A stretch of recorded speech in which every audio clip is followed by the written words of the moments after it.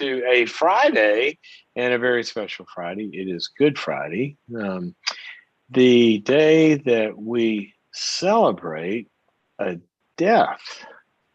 Think about that, celebrating a death. How in the world would you celebrate a death? Well, when it was the death that dealt the death blow to all death. And that's why we call it Good Friday. And it's a tough Friday. Who was it? Pastor S.M. Lockridge spoke of it many times, I guess, by saying, it's Friday, but Sunday's coming. And the way we know that this is a Good Friday is because it's the Friday that precedes Easter, which is when death was overcome. So I'm glad to have you join us here on this Good Friday. And for those of you who are new to the program, this is a program where we talk about the things that might be ailing you in, maybe some of those clinical arenas, anxiety, depression, stuff like that, or you're trying to help somebody that is not feeling well in those arenas, addicted, whatever. There's lots of different ways that we can suffer, right? And also, our relationships, marriage and family, or dating, or parenting, or work, or extended family, or mothers in laws, fathers in laws, sons in laws, daughters in laws, dog in laws, whatever the in laws are, that can be a source of pain sometimes. And then our goals in life, our dreams in life, how do those come to fruition? We talk about all that here. And the way to talk about it is by calling me. I'm sitting here lonely in my one person lockdown studio is where this came from. Actually, 201 episodes ago, yesterday, I think it was, we celebrated our 200th episode of this program that started in lockdown. And so I'm sitting here all by myself, but thankfully my team is spread out around the country and behind the scenes making all this work. And they're the ones that will help you get on the show by calling 844-940-2774, 844-940-2774. 844-940-2774, and we will talk about your dilemma, and we will all learn from it, and hopefully you will too. So call and share with us here, 844-940-2774. We've still got some lines open now, and I want to make a quick announcement. Then I want to talk about that Friday to Sunday thing. The announcement is we have a title for our upcoming marriage event. We've been, I think it was in November, we started having these 2-hour webinars on various topics. And we've had anxiety, and we've had divorce recovery, and we've had depression, and we've had dating, and we've had a bunch of them. And on, what is it, May? Is it May? Yeah, May. I think it's May. May 19th, we are having the 2-hour marriage webinar. 2 hours right here talking about your marriage. And maybe even if you're engaged or thinking about marriage, how to think about it, and maybe evaluating if it's a good one or not. And here is we kind of talked about, we need some help with a title we were stumbling on. So we have a title. And the title is The Marriage Equation. The Marriage Equation. Why the marriage equation? Well, a number of reasons. But you hear me talk about the marriage equation a lot here. And a lot of times you hear people thinking that it's an equation about addition. I found my better half. So a half a person finds a half a person, and they come together to make a whole person. Well, not exactly, because marriage is not an equation of addition. It's an equation of multiplication. Now, go back to the very beginning, before science started validating this. One of my favorite verses says, the two shall become one. Now think about that. The two what? The two people. So you got one over here and you got one over here, and they come together, and you don't get 1 + 1 = 2. No, you get one and another one equaling one. Well, what does that mean? How do you get 1 blank 1 = 1? Through multiplication. See, marriage was supposed to always be a coming together that became fruitful and multiplied, not only little munchkins and rugrats running around the world and driving you crazy, but supposed to multiply and be fruitful, what? Of everything that's brought to the relationship. And so that's what we find. One person brings a lot of fullness and health to another person who brings a lot of fullness and health. And what happens when those become one? You get something bigger and fruitful and incredible and all of this because it multiplies. Marriage multiplies everything. But what happens to us also, because we're not whole, complete, perfect people, we also bring less than one. I'm less than what I ought to be sometimes in the relationship. And if I'm kind of 3/4 of a person and Tori's being 3/4 of a person, we get together and what happens? Well, what, 3/4 times 3/4, that's way less than what we started with. I mean, think about the old half times a half. What does that equal? A fourth. So what does that mean? In marriage, our weaknesses can diminish us to even being less than who we were. I felt so much better before I met you, right? Well, you felt good for a moment. Yeah, when you walk down the aisle and the multiplication kicks in, and all of a sudden, happiness gets less than it was, less than you feel like you can be on your own, or if it weren't for you, I wouldn't, and everything multiplies. Our weaknesses multiply. So the marriage equation, what this is going to be about, is getting on the right side of that equation from both sides. Because even if one person is, quote, the problem person, okay, there's also ways in which I can approach the problem person. And I'm kind of kidding about that because everybody's got some part, but I can approach that situation in a better way that will help them become better instead of not. And so the marriage equation is going to get into a lot of dynamics for 3 specific groups. And I want you to identify where you are in these 3 specific groups. And then you can sign up by going to boundaries.me/marriage. And here's the 3 groups that this day is going to be for. Group number 1, some of you are really, really hurting to the point to where you feel like this is more pain than I can stand, or this is more pain than it's worth, or I don't see any hope for this, or it's just really, really bad. Okay, we're going to be talking about the principles that can turn that around. Group number 2, you're not at that point, but there's some issues that kind of keep getting in the way. Okay, I'm having spine surgery in 3 weeks. Really would appreciate your prayers. You know what I would like? I'd like for you guys to pray and God just heal me. And I'm going to go in and tell that surgeon, I'm going to call him and say, I need a new MRI because all of my pals prayed for me and God healed my spine. And I want you to take a picture of it. And he's going to go, what in the world? We just took one. And then we'll post it for the world to know. Okay. That's my prayer request. Anyway, but I'm going to have spine surgery. Okay. I'm otherwise, I mean, I'm okay, right? Life's going okay. I can work. I can do this. I can do this.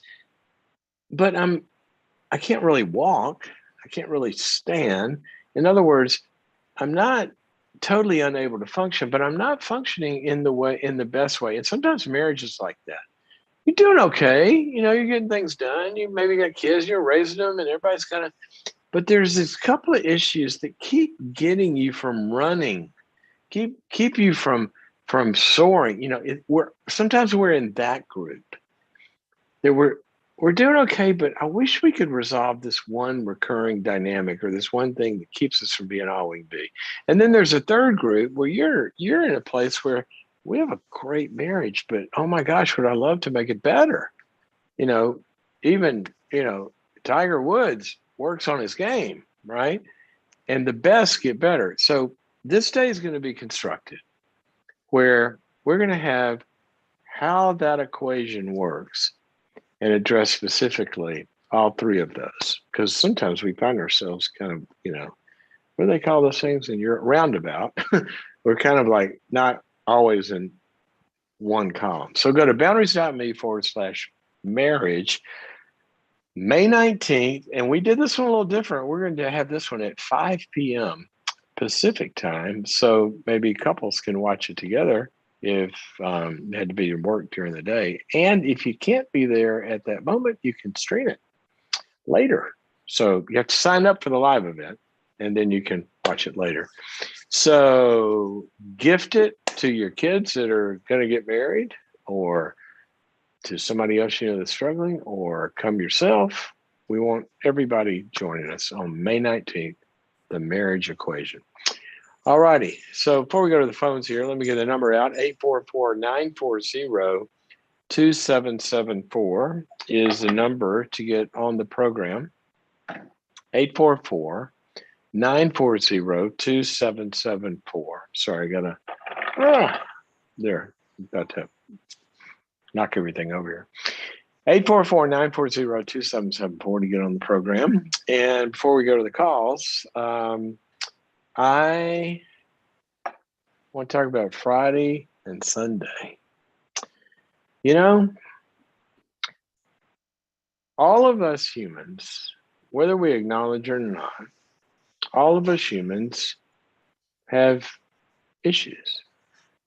All of us humans have pain or have had pain. We've known seasons of pain. Some of you have known decimating seasons of pain.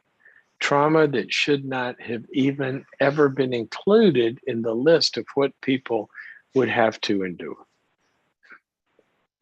All humans, now some not as extreme, but all humans know what pain is, and every human knows what imperfection is and struggle. And all humans have a wish, good wish, a desire, great desire, goal, and methodology to get out of our pain, right? So what do? We try to do stuff to get out of our pain. I've tried to do some stuff to get out of my back pain. Say hi, Finley. Hey, girl. Say hi to the camera. There she is. She's come to say hi to you guys. She's kind of excited right here because she's just coming off a play date with her best friend who lives in the house behind us. But we all try to get out of the pain. We want the pain to end. So sometimes we medicate ourselves. Sometimes we try to, try this trick or that trick. I'm going, I got back pain. I've done a bunch of stuff to, try to make this better, get stronger. I've done, a bunch of stuff. I took some medicine, I had 3 epidurals. I didn't even get a baby out of it. I've, been to physical therapy. I've been to chiropractors. I've been doing the exercises and all of that. Try to get stronger, try to get better. But you know what? With this particular problem, I got to go into a Friday, meaning Dark Friday. See, Good Friday was about going into the pain, and the pain that couldn't be avoided of humans rebelling against God and needing forgiveness and needing healing. And that could only occur by somebody dying in our place. That's the essence of the gospel. That Jesus came and he suffered the death so we wouldn't have to suffer that death. But the death had to be gone through. And then through going through that death, he was resurrected to finally get to the other side of the pain. Now, obviously, we can't do that for humanity, but he became our model. There's a great verse in the book of Hebrews that says he was perfected through the things that he suffered. He was made whole. Everything was made whole because he embraced, it said, the shame and the pain of the cross. He went through it. He didn't avoid it. Remember what Peter said? He said, Jesus said, I've got to go die, right? And Peter said, no, no, no, Lord, you don't have to die. Let's celebrate instead. Let's build 3 tabernacles here and I'll get happy. Remember what Jesus said to him when he said this? If you've never read the story, you're not a person of faith, and you don't know about this. This is amazing. Jesus said, I got to go die, basically, so it can get better. Peter said, no, no, no, you don't have to do that. Let's party instead. And Jesus turned to him and said, get behind me, Satan. For you are not putting your interests on God's interests, but man's. See, we want to kind of skip dealing with the pain that is going to involve and some things that have to die inside of us, some patterns, some covering up of the pain, some avoidance. Some of those things have to die. And we want to skip that. We're like Peter. We got our interests on my interests. I just want to party. I don't go through this. But he said, no, I'm going to show you the way.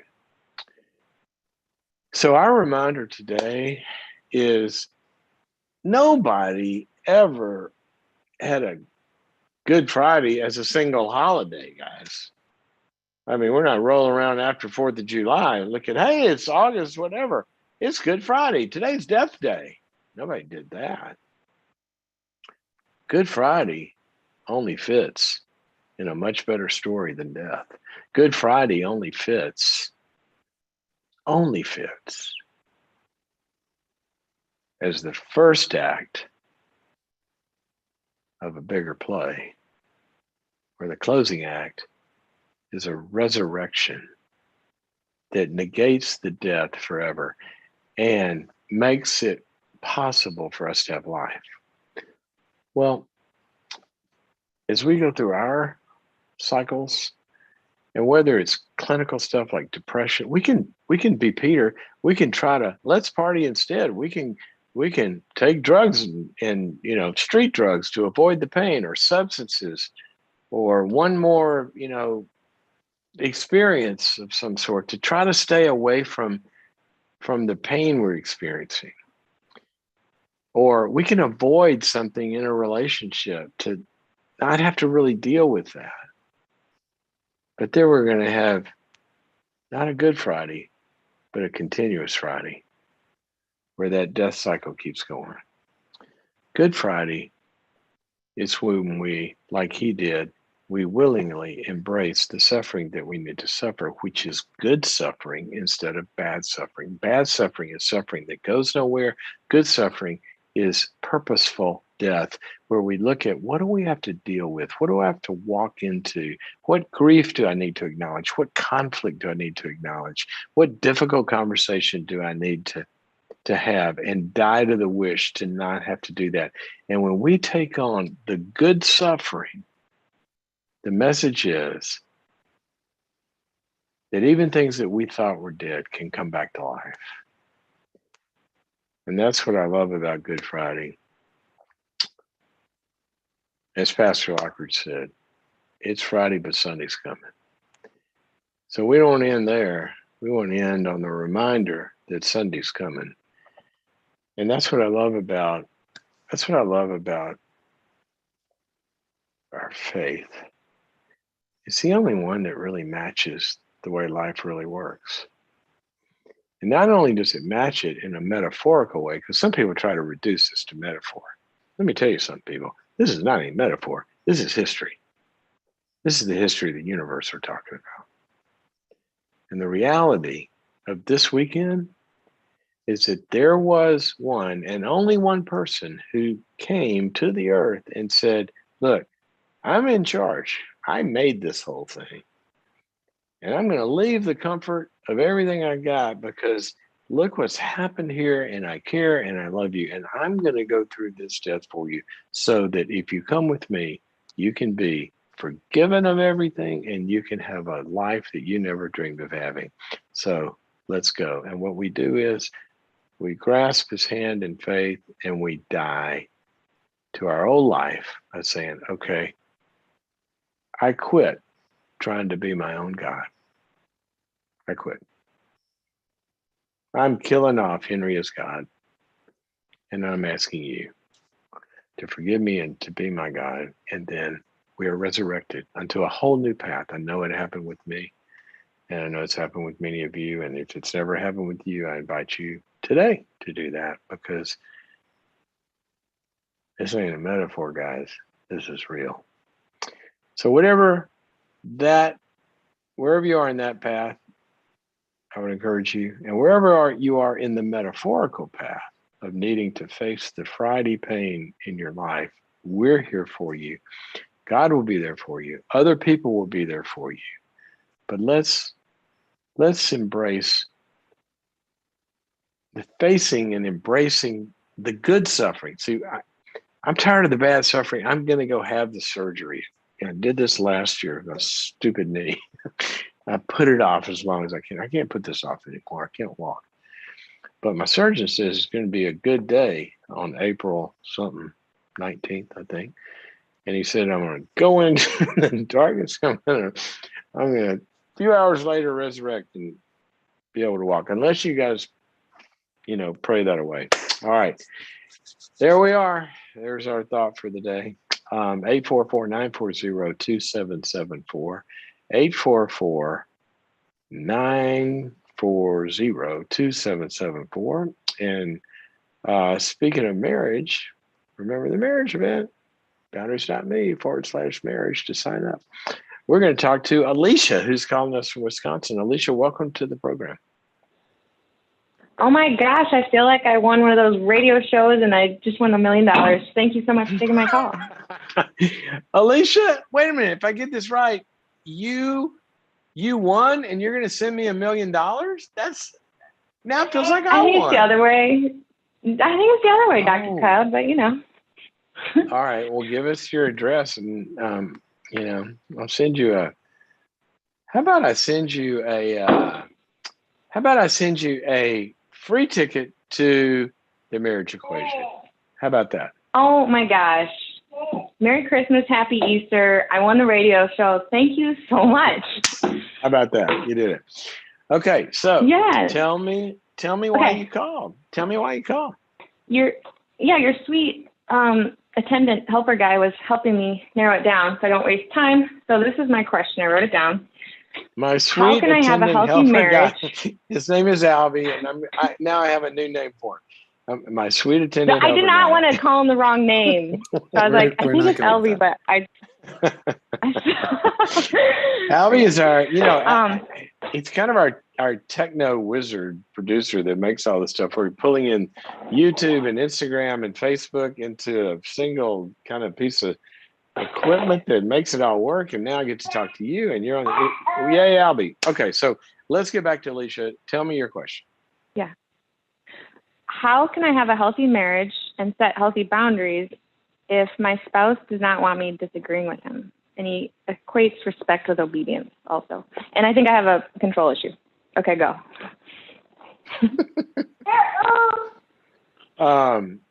Now your spouse equates respect with obedience? Yes. So if I disagree, the example Elvie was helping me pinpoint was, for example, the temperature in the house, the thermometer. It's end of discussion once he's reached a decision and just cuts it off, and that's the way it should be because I'm the husband, you're the wife, and we're done. We're done with this conversation. Yeah. Yeah. Is this a personality thing? Is this a culture thing? Is this a way that you promised him you would be and now you're going back on his thing? Is this he got it from his father thing? Did he read this in a book?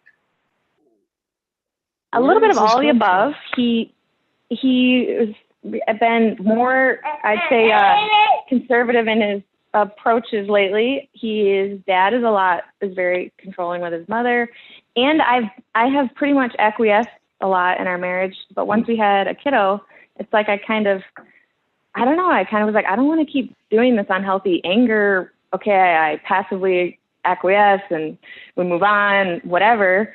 And then the last part you asked was, yes, we both were in the military. We're both the eldest children. There's a lot of opinions to be had. Yeah. Would he, if he were on the program and I asked him, okay, Joey, I really want to understand this. Are you really saying that you don't want your wife having any desires or opinions? Is that, I need to hear you say that. Is that the way you think marriage works? Would he say exactly? I think he would say, no, but it'd be nice if once in a while she would just, you know, let me, or just let it be my way or something to that point. I agree. But I've thought about that. Whoa, Joey, I agree. I hope you have a wife that would want to do it your way sometimes. Is she controlling 100% of the deal here? So is that what he feels? Does he feel like a powerless victim? He feels that way. Yes, he feels that way. And I've analyzed it because I have thought about this. And my girlfriend and I she listens to your podcast now, Jamie, shout out to you. But we talk about boundaries a lot. And she's the one that said, you know, he probably feels the same way you do. And have you examined how many things you actually do let go? And I do, like where we live and the house we chose and like big picture things. And have you discussed that with him? No, because he's been just shutting down the conversation lately because I set this boundary of anger, for example. I just what is that? said, What if is you're going that? to talk like that. Anger's not a boundary. What did you do? We used to resolve things by shouting it out. And I kind of was practicing boundaries, and I decided if you're going to yell, I'm going to leave the house. Oh. And so I started doing that. And so then he just decided, well, then I'm not going to talk to you. So we don't have a lot of discussions these days. Oh, that's kind of deteriorated things a little bit. Yeah, so I'm excited about that ticket. Yeah, good. So here's, hey, little buddy, how are you? How old is that one? 1.5. 1.5. Listen, Dr. Clark, can I give you one more little piece of backstory that might be relevant, maybe? Yeah. This is my husband's second marriage, and right around this time, his first wife, they were young, they were 19, but his first wife, when they had a 1.5-year-old, they also separated. So I don't know. I mean, divorced. So it's weird, but it's like child? The same time. I have a 12-year-old stepson, and then I have a 1.5-year-old with him. With him, okay. And did he change when your child was born? I think I did. You did, okay. Yeah, I don't think he did.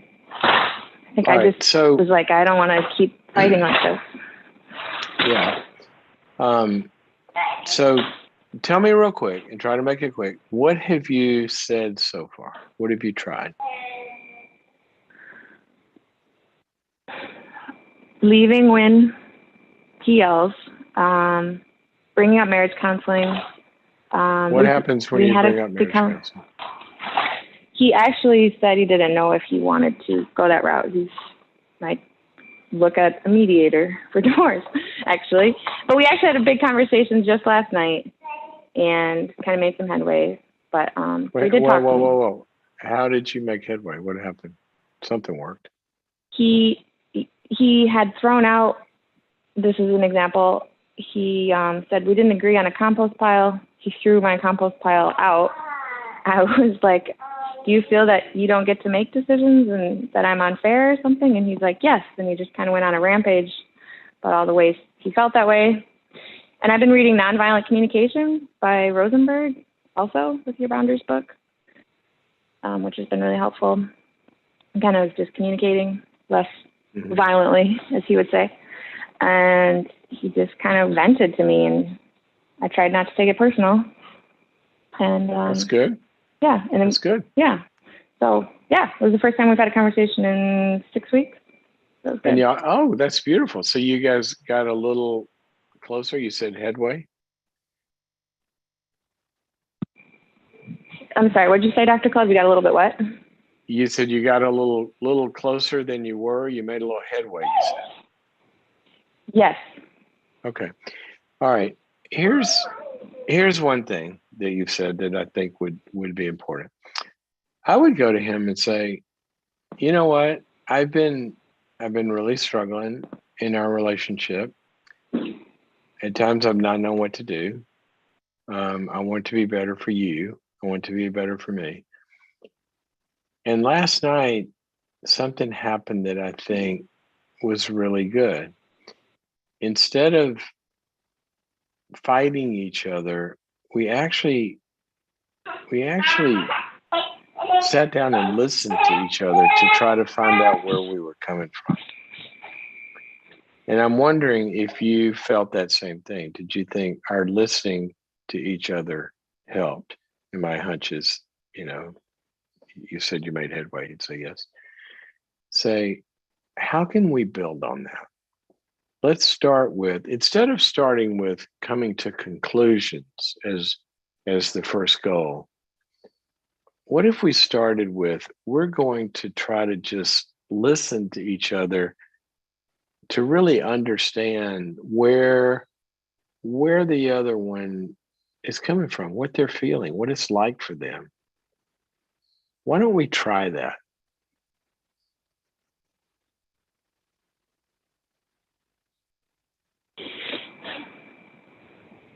You might go for that. Try it. Okay, that's one thing I would say. Okay. Secondly, and by the way, you're coming to the event, so I would invite him as well. Y'all can watch that together. He won't go. He won't. Oh, that's not gonna hurt him. Tell him I promise I won't bite. It'll be okay. Okay. But secondly, when communication or the ability to communicate is broken down to this level, that's generally speaking, that's generally where continuing, unless this listening thing can kind of help, it really is time for y'all to get a third person in the room, because somebody's got to metabolize this violence, verbal violence that happens, and the immovable kind of nature of this. And I really would strongly suggest, you said you mentioned it before, I'd go to him and say, I think it would really help us to find somebody that can help us kind of talk through things better. You love me and I love you, and there's a bunch of stuff getting in the way of our experiencing that. And I think we need some help getting the stuff out of the way. And so I want us to go to marriage counseling.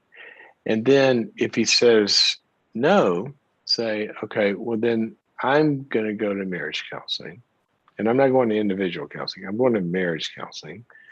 And I'm going to be talking about our marriage and kind of what to do and how to make it better. But since it's going to affect you, I really do think it would be good if you were there too. That way you're not trying to force him. He doesn't have to come. There's no way to lose. That's an invitation, right?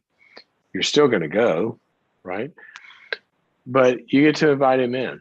And I would really try to get in front of a good third party.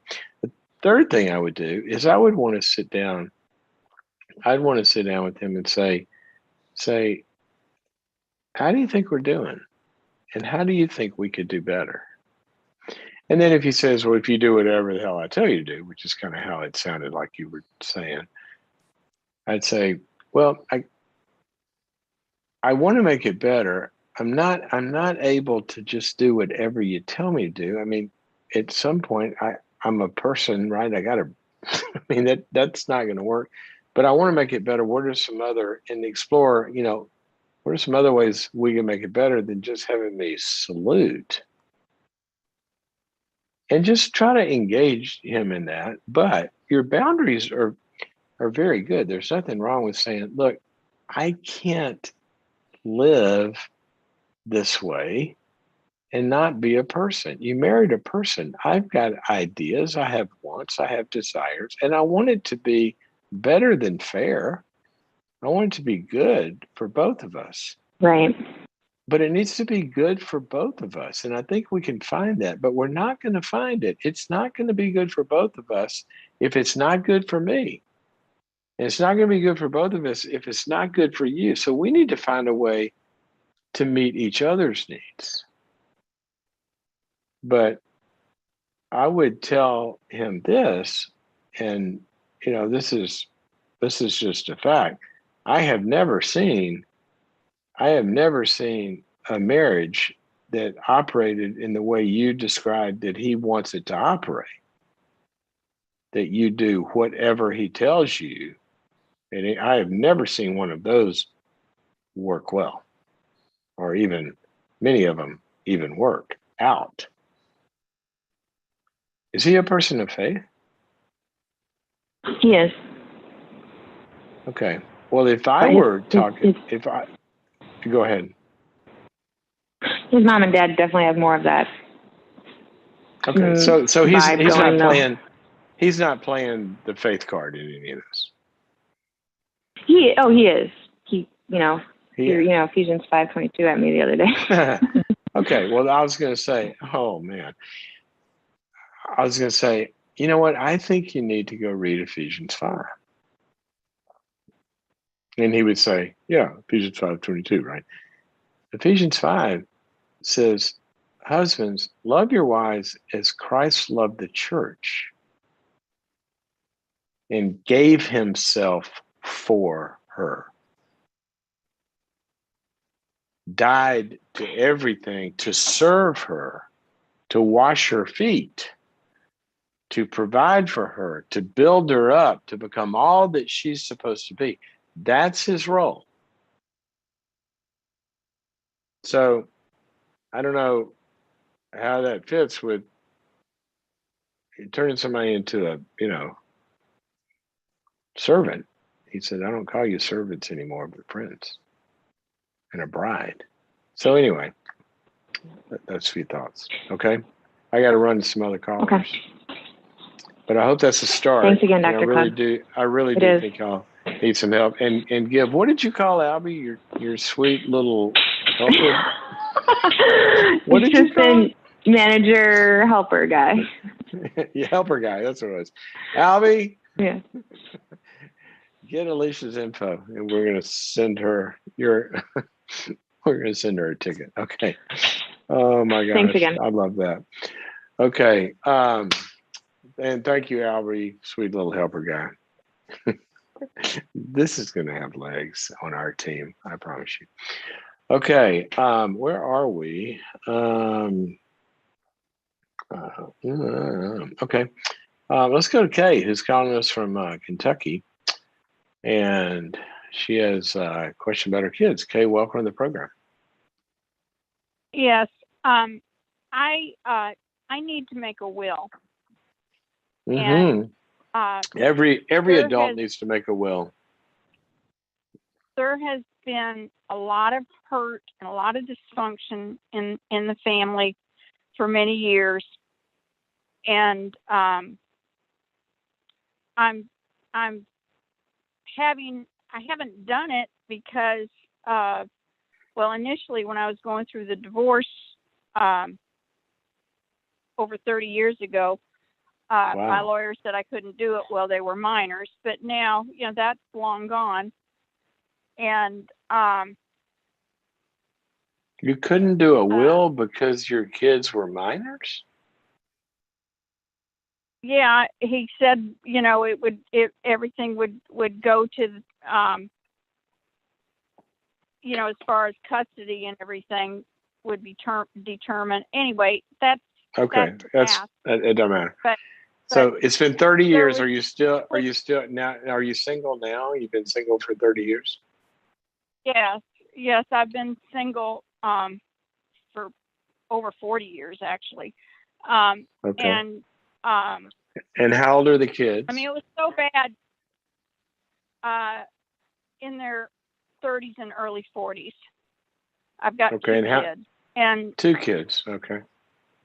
right, one of them has children, the other one doesn't. And Okay. there, there's been some very, very hurtful things towards me that happened a number of years ago, but have not been righted. And By one of them or both of them? by, by, by one of them. Well, By both one of of them them. were involved, but the primary uh, concern. But you know, I've forgiven him the best I can, but I haven't forgotten. And there's Well, some major has things he? that Was it a he or she? Which one did the bad thing? they're both girls. They're both Uh, girls. So one of but them did something I don't very want to, egregious to I you? don't want to. One of them started it. They both participated, and And neither and one of them has apologized. not exactly apologized. They say they've apologized, but it was never "I'm sorry." It was excuses. Um, and Okay. And is everything cool other than that now? not exactly, not completely, but that's what I'm trying to. I'm having trouble figuring out what I want to do and knowing where to go to try to work this out. Um, it seems like if you go to a lawyer, you need to know what you want to do, you know, to do the will. Well, And is anything imminent? Are you ill, or are you in good health? I mean, are we talking well, about this got to be done I'm fast, or? I'm I'm old enough, and my health is. Yes, I had surgery for cancer last year, and I think I'm okay. I think it's taken care of. But their father died in the last few years, and this is something I need to take care of. I need to figure out what I want to do. I don't want to leave a lot of discord between them out of what I do. Well, is there discord between them now? Yes, major, and they had been quite close. And why is there discord involved, between them now? Does that involve you? No, it involves something. I don't know the details, but it involves something to do with a misunderstanding of their father's. Okay, but it Whatever doesn't he left. involve you. Okay, so what is your biggest question here? You got kids that they're not really Where do relating I to go you next? in a clean way, and they're not relating to each other in a clean way, and that's hanging you up on your will some way. So what's the question? So where do I go to try to work out these questions I have of what to do? I need to make a will, but I don't know what I want to do. Yeah, but what are you choosing between what and what? What's the will dilemma here?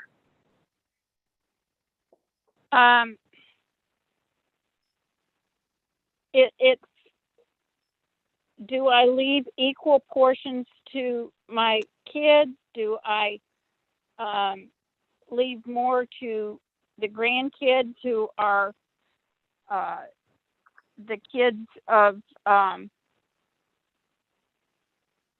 the one who was most responsible for the bad stuff that was done to me?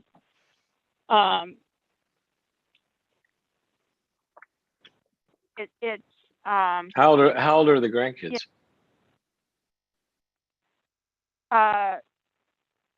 They're junior high to preschool. Oh, okay. And all on one side. The other daughter doesn't have any. The other one's not married, and okay. And all right. has there's major alcoholism on both sides of my kids' family. And they're still Um, practicing alcoholics? no, my kids are not at all. Okay. Okay. So They let me ask you this. Um, are you,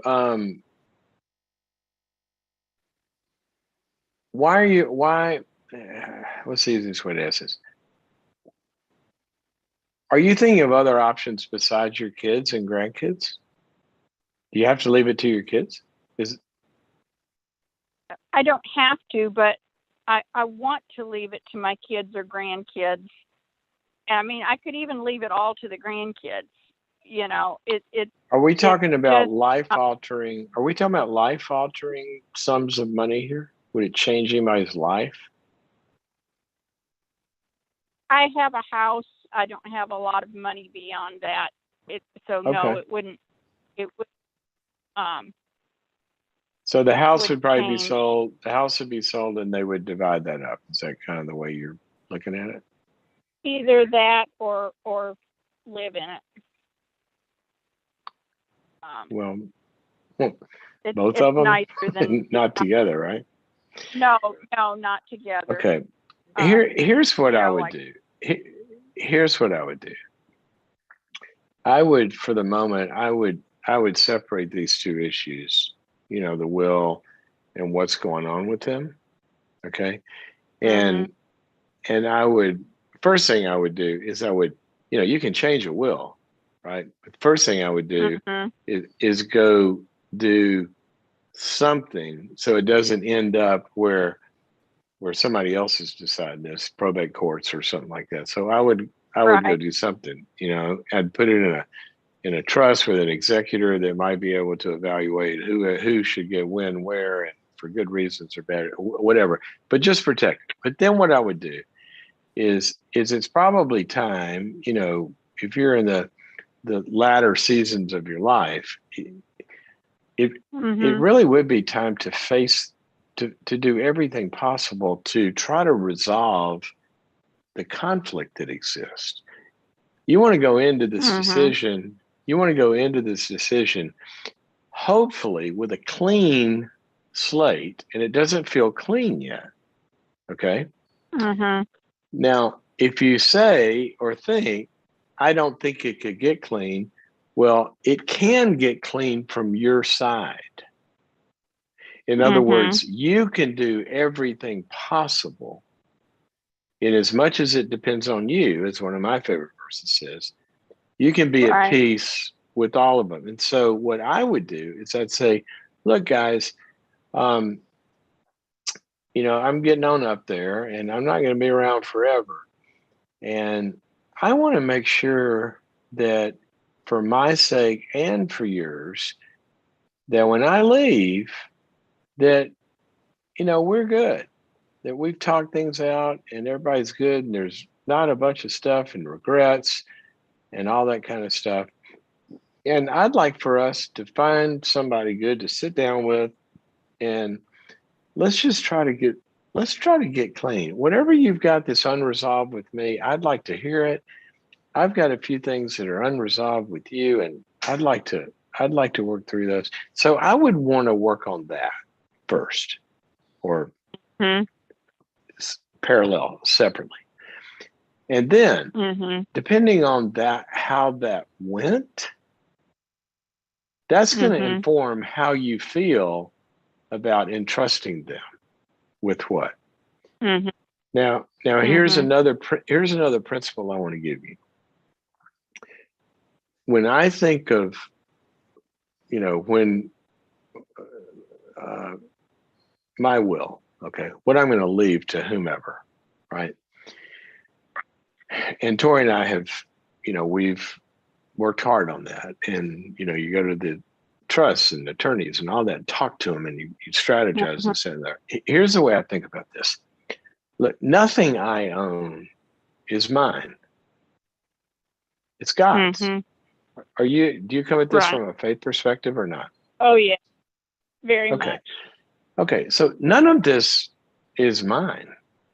None of anything Mm, that I have is mine. He has put me as a steward over this. Okay. And my job is to be a faithful steward over everything that he has given me. Okay. Now, Mm-hmm. one of the things a faithful steward has to do is choose the next steward. Mm-hmm. And so when I'm thinking of who am I going to entrust God's resources to, I've got to take into consideration what kind of steward they would be. For example, Mm-hmm. if I had one kid that was a heroin addict, I don't want God's resources going to drugs. So I'm not going to make that possible. I'm not going to fund that. I'm going to invest in that. Okay. Right. So I would be thinking of it in that way. And I would be, you know, I'd be talking to my kids about that probably. I think kids, Mm-hmm. adults, whomever. And there's no right or wrong way to do this. Mm-hmm. For example, in I know some people that they wanted their entire and with really big estates, they want my entire estate to go to charity. Kids aren't getting anything. Mm-hmm. And everybody's cool and happy with that because the kids are bought into those causes and all of that. I know other people that their entire estate automatically goes to the kids. I know other people that divide it up. There's no right or wrong way to do this, but we do have to be purposeful in a way that we feel good about and we know that we're not injuring anybody by doing something. Mm-hmm. And so there's also ways through trusts and other things where the kids, the grandkids could get help, designated to school or this, that, and the other. And you could put an outside executor in charge of that trust, and their parents don't even have anything to say about it. But Mm-hmm. I'd think of it that way as a steward. And is this someone that I would want to be a steward over everything that God has given me in a good way? That's how I tend to look at it. Now, personally, one of the ways that we look at this is that we would never want to do life altering, life stage, inappropriate life stage, life offering things with resources. For example, I've seen situations where when there is life altering amounts of money, where somebody could, for example, take it and go buy a big house, but they're 23 years old. It doesn't fit where they are in life or where they are in their community. You've got to think about what fits when, where as well. So those are the ways Right. that I would tend to think about it. So the primary thing is to go resolve their relationship issues. Mm-hmm. All right. And Well, it doesn't thank you matter very if much. you're at fault or not. It doesn't matter if you're at fault or not. One of the things that Jesus said about he's talking about having conflict with people. He said, look, go when you're on your way to court, which means we're all on our way to the final judgment, right? He said, go resolve things with the person that you have a conflict with first before you get to court. We want to be clean when we exit this earth. And so I want you to do all that you can do. And what they do with that, that's between them and God if they don't resolve it with you. Mm-hmm. All All righty. right. Well, still leaves me with a lot of questions, but it's kind of validates what I was thinking. And I'd go find a good family attorney you don't have to have the answers when you go to an attorney. A good attorney, and especially a will and trust attorney, is going to help you to ask the right questions and pull that out. So hope that's helpful to you. Thank you for your call. I know a lot of people struggle with that. Let's go to, where are we? Okay, where was it? My screen just moved. Susan, calling us from Florida. Susan, welcome to the program. So much. It's nice to talk to you. Hello? Hello. Welcome to the show. Hello, can you hear me? How can I help you? I can. How can I help you? Oh, hi. I'm sorry. I had a question about my adult son, who I think he has come back to live with me. He's been back with me for a couple of years now, and he seems to be. How old is he? He seems to be kind of. He is almost 30. 30. Really, really, yeah, really, really good-hearted person. I think he's stuck, and I think he has some long-standing depression, and I've tried. I'm sorry. I've tried to encourage him to get counseling. I told him I would help with that, and he says it won't help. That he's okay, but he's working a job and he's not quite getting full time, and he hasn't been able to advance there, and he hasn't. But he is been working. Overly. Yes, he is. He's working as many hours as they'll give him, and it's been regular. That's right. So he's responsible. He's not trying to kind of loaf through life. Absolutely. Great. I think that he's been showing signs of depression since he was like middle school age. And he's never been treated? No, he never has. At the time when his father was living, and he had both parents, his father didn't think he needed counseling.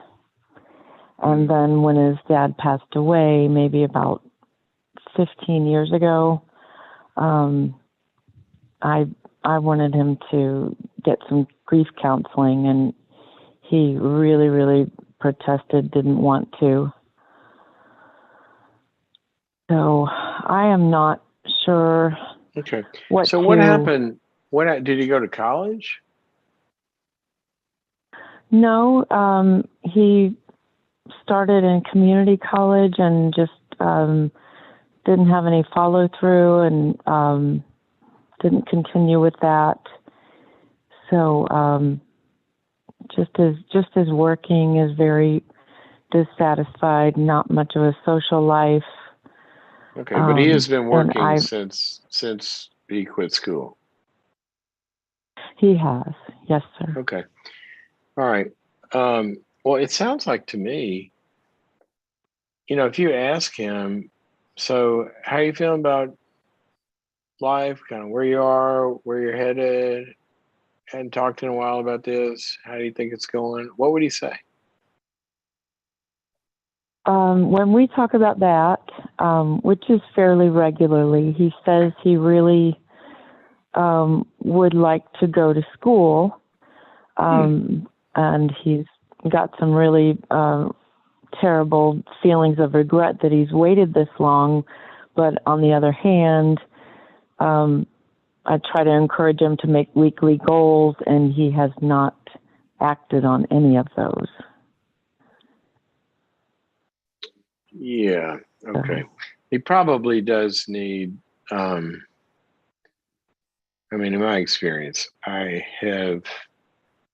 would say rarely seen an adult child whose development is lagging behind in some way be able to utilize their parent as the guide or the coach or the mentor.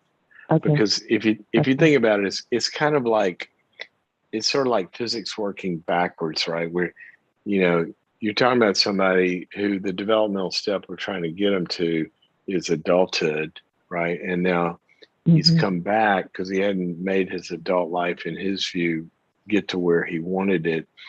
And so now we're going to come back and mom is going to be my coach. Well, that's kind of like working against the direction we're trying to go. And so, it's a wonderful, hard thing to do. I would like nothing better than to get to be my kid's coach forever, but they would fire me on day one to begin with. And I know better than to try. So, what I would want is to try to be a bridge to help them get get to somebody who let him, you be a bridge to help him get to somebody that can serve that role. And I really would try to say, does he talk about being depressed? He does, and Okay. I have that as well. So we talk a lot about it. Okay. I think number one priority here is to get him to at least to agree. Look, can you just do it for me in exchange for like rent? I mean, just do it as a favor for me, and you kind of require this. I love that. Yeah, and find it because you're giving here. He should give. Will give you a gift, and the gift he's going to give you is to go see a really, really good, clinical psychologist and probably a psychiatrist, because it's very possible, based on the scenario, that he's got some long-standing, even biochemical, aspects to this depression. That when he wants to get going and wants to make everything work, sometimes the energy levels aren't there. Sometimes some of the negative thinking that can keep people stuck is out there. And I think the primary thing here, number one, is to let's rule out the depression. Let's make sure that we're not trying to push something uphill when the engine is broken. So I'd make the depression treatment number one. I'd give him to do that as a favor for me. And then number two, I would say, I think it's a really great idea to get a life coach, a mentor, maybe an older man in the community, or, an older, when I say older woman or older man, somebody who's kind of like sort of making it all work, and either they're professional or just a friend or a pastor or a coach or somebody. But I think he needs not just a therapist, but he needs a life coach to help him figure out what his goals are, what his dreams are, how's he's going to get there, what are the obstacles, what keeps him stuck, all of that. So the best thing you can do, I think, is to be a bridge to get him to those two kinds of help, and maybe some good community as well. Okay. I've got to run. That is so helpful. Thank you so much. I appreciate it. Okay. I hope that helps. And I would also tell him to go to boundaries.me and check out, I've got a workshop on there on depression. And I think that might be helpful to him. Boundaries.me/depression. Okay. We are, how much time do we have here? What was your name? It used to be Albie, but it is Nice Little Helper Boy. Is that Yes, you got it right. Special attendant helper man. Sweet little helper guy. This is sweet little helper guy. That's what it was. This is going to have legs on our team. I just want to thank Alicia so much for that gift. Okay, guys, I think we're out of time. Is that right, Albie? I actually missed. Yeah, we're okay. We are. A few minutes over. Guys, it has been a great time being with you on the days this week that we've been able to be together. Happy Good Friday to all of you, and a happy Easter. I hope that you have a great one with the people that you are close to, and that you find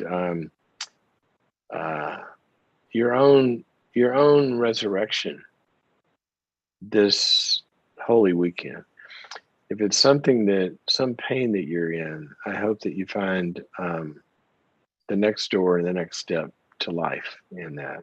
Or if it's a broken relationship, or if it's a dream that's died, I can tell you God does resurrect things in our lives, and he can. So I hope that this weekend is the beginning of that for you. And speaking of resurrecting things, sometimes marriages feel dead and they need help. Sometimes they feel painful, even if they're not dead and we're limping along, but they're painful and they need help. And sometimes they can be great. And what needs to be seen is how to get to the next great future for them. And that's why we're having this marriage seminar, marriage event, webinar right here on May 19th, and it's called The Marriage Equation, where I'm going to be on here for 2 hours talking about all things marriage in terms of what makes it work. Is there an equation? Is there some, it's like the equations in physics. You keep an airplane in the air, it's gotta fit in the equation. We're gonna be talking about the various elements in marriage that fix what's broken and makes what's good better. And that's coming up on May 19th. Go to boundaries.me/marriage to sign up for that event. And we'll have a great time. And for all the rest of you, I really want to invite you to go to boundaries.me. It's a website, boundaries.me, and go on there and see all the different courses that we have to offer to join in with this tribe, fighting dysfunction, one dynamic at a time. We're all doing that together. And thank you for doing it with me today. And I will see you next time. Okay. Happy Easter. Bye-bye.